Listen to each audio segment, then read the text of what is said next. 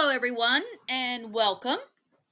This is just a quick little video to give you an overview of what to do and what to focus on for this week. So we'll go ahead and get started. When you head to the Blackboard course, again, you go to the course information area and scroll down. You'll see there is now a week 2 content folder, and I've given you a basic to-do list here on the description for the folder. So you have 3 things to focus on. You're going to want to post to the week 2 discussion, which I'll go over in just a few minutes. If you haven't gotten your textbook, please make sure to purchase that this week and install the software, as next week we're going to begin working on activities from the textbook. And again, we are using the 2.6 version. If you are unable to get the 2.6 version, again, make sure to try the bookstore. They should have it.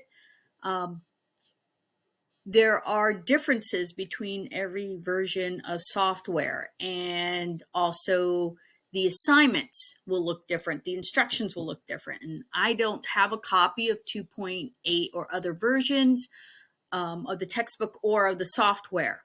So I'm willing to work with you, but there may be some issues with trying to make sure you're completing everything that needs to be completed. I do know that there are computers at the Mays Landing campus, like in the library, that have the actual 2.6 software downloaded. So if that is an issue, you're always able to go there. And if you need that as an option, please send me an email using either your school email or a message through the Blackboard course, and we'll work on getting you set up. All right, but yes, try to make sure if there is a reason why you're not going to be able to have the textbook and software at the end of the week, please reach out to me. You're still going to need to complete the activities, but we can try to extend some of the due dates as needed. All right, the third thing that you'll want to work on, our main activity for the week, is looking a little bit at the basics of maps, and also another activity using Google Earth, which is another, if you will, base GIS type of system. All right, let's go into the folder and take a look. Again, this is just a placeholder until I finish this video, but there'll be a link to this video, so if you want to refresh again. And then you'll see we have the assignment, which is the map basics and using Google Earth. You'll see that there is an attached file that is the instructions. I'm going to open it up in just a moment.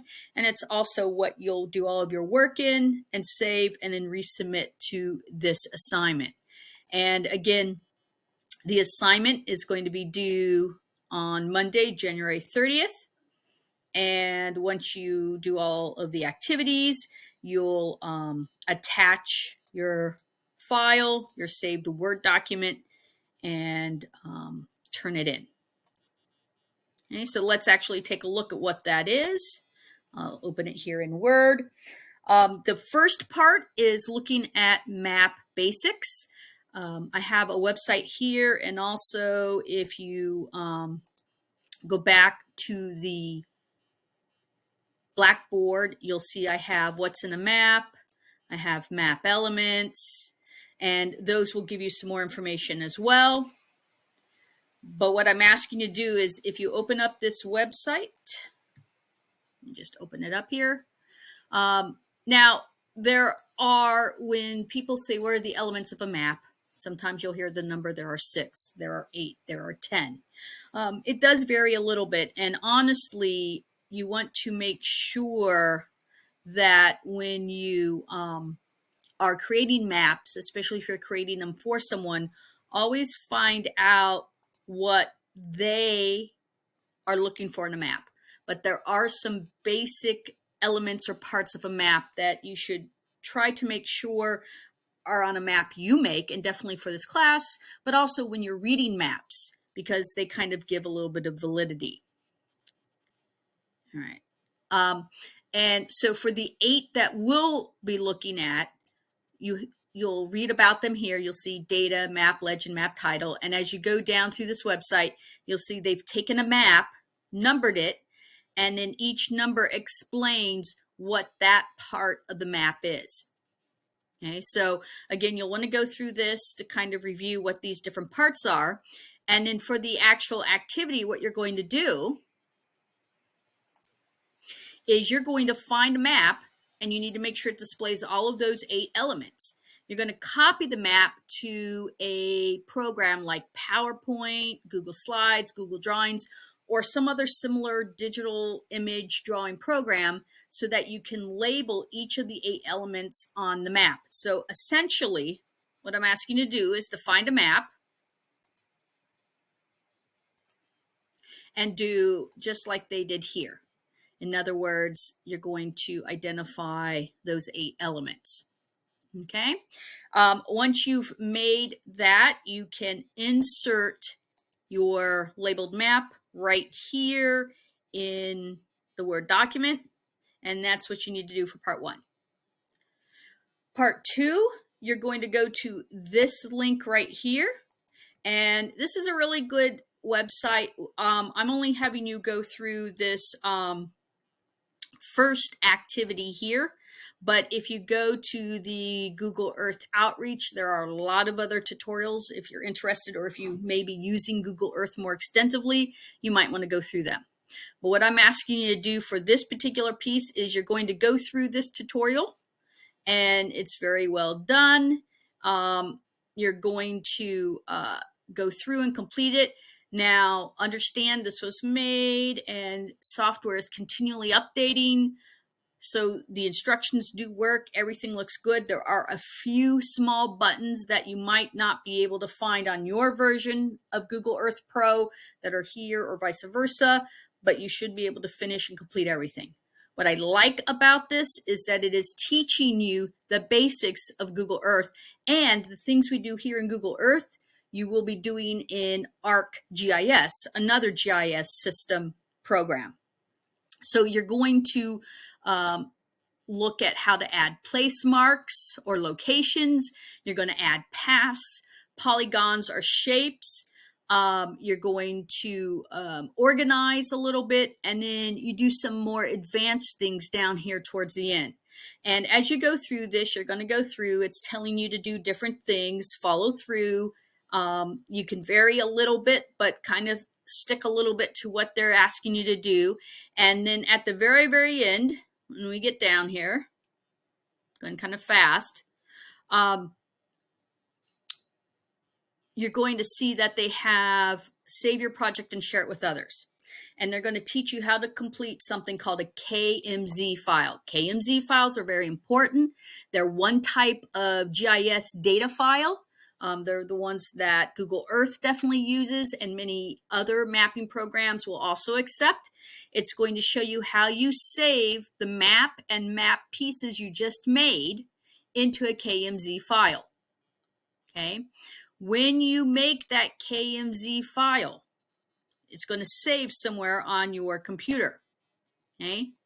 You are going to attach that completed KMZ file to the assignment. So what that means, too many windows open, too many windows. When you're here and you're doing the assignment, let me go back here. Okay. You're going to attach your Word document, but you're also going to browse and attach that KMZ. You can attach multiple files here. Okay.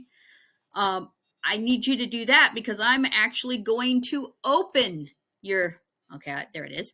I'm going to open your KMZ and make sure that I can see that you did everything. So again, you'll go through, and this is a great little tutorial activity. They have a recommended time of about 30 to 45 minutes. Again, just make sure to budget that time. Okay, so that's part 2. And then for part 3, I want you to start to get a little bit of a feel for, now instead of making the KMZ, how you can open other data files. And this is the bread and butter of all GIS. You've got your data files, and you're moving them from one place to another. Okay. We're going to look at a very specific website. There are lots and lots of KMZ and KML files, although I do say always be careful, make sure you're getting it from a trusted site.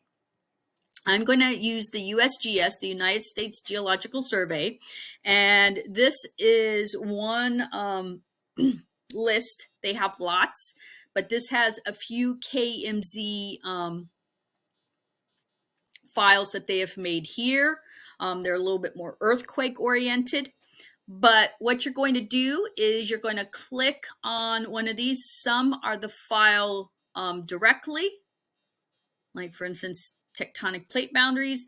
And if it's the direct KMZ, you'll notice mine popped up a little save. It's allowing me to save it as a KMZ. Please make a note where you save this. For instance, I'm saving mine in the downloads. But make sure, because then what you're going to do once you download that, when you open up, let me just delete this.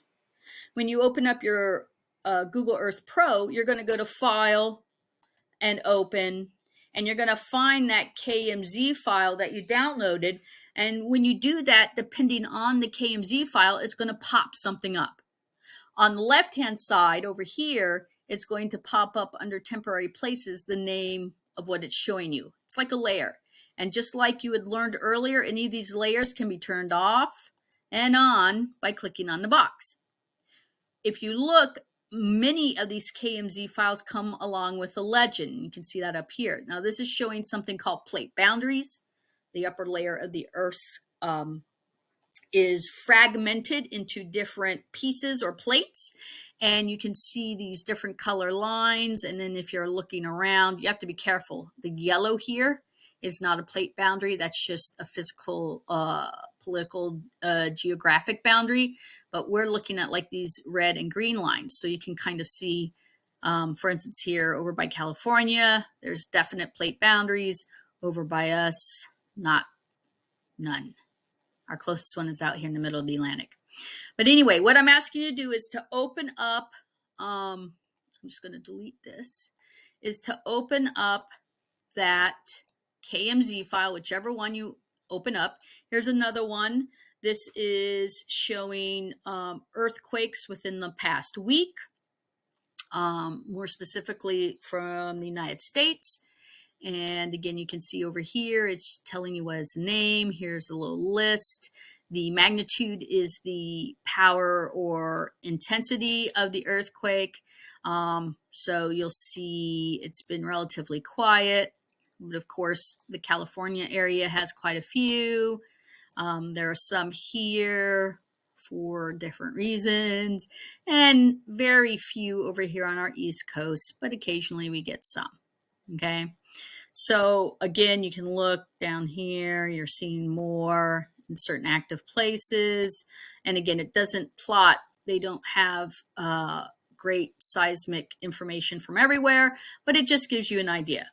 So again, what you're going to do once you've uploaded your KMZ file and you've played around is you are going to take a screenshot. I've given you an example of mine right here. And make sure it includes the menu and that I'm seeing something going on in your Google Earth. Okay. And I also would ask, you'll notice here it says take a screenshot and paste it below. So you'll paste it below my example. Once you've got those three parts done, you save this, you go back to the assignment and you turn in the Word document with your answers in your KMZ file. Okay, and so that's the big piece of this week, which is working with the map basics. All right, and the last thing, and I forgot to add a link, but I will put a link here, is your discussion post.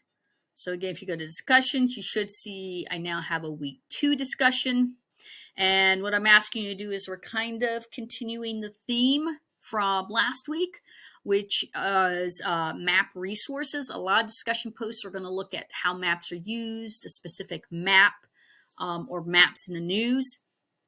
And what I'm asking you to do is to choose a website that has a collection of maps or an interactive map viewer. In other words, something that actually is a map and you can interact with it and show different features and data on a map.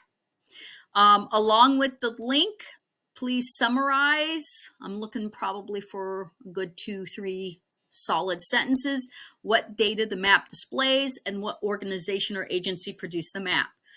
Ideally, I'm looking for academic, government, or research organizations. But there are a lot of other maps out there as well. Okay, so make sure you're including that information. Now, one caveat with this, so make sure you read this over. You cannot use any source that's already been shared, whether it was in the discussion posts or in the week 1 and week 2 content. I've listed some of those that came from the week 1 discussion. Now, some of you have not posted yet as I'm making this video. So as I see others pop up, I'll try to update this list. But again, it does mean before you just go and grab something and post, you need to make sure you check the week 2 and week 1 discussion because it is first come, first served. Okay. And if you post something that someone else has already posted, timestamp, whoever's earliest with the timestamp, then you will not receive full credit for that and you'll need to find another resource. And again, the discussion post is due by Sunday evening. As a reminder, I use this also as your attendance. Okay, and the NA grades to the college are due, so I'm going to be going through that and making sure to keep up with the attendance. Okay, so again for week 2, post your week 2 discussion. Make sure you're getting the software installed. And if you do have the textbook and software and you've installed it, if you want to get a jump, we're going to jump. We're going to jump into week 1, chapter 1 next week. So you can always start looking at that and reviewing the first few chapters in your textbook and the intro.